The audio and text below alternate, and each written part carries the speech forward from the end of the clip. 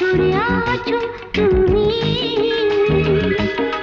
খুদ থেকে একটু আরো কাছে এলে।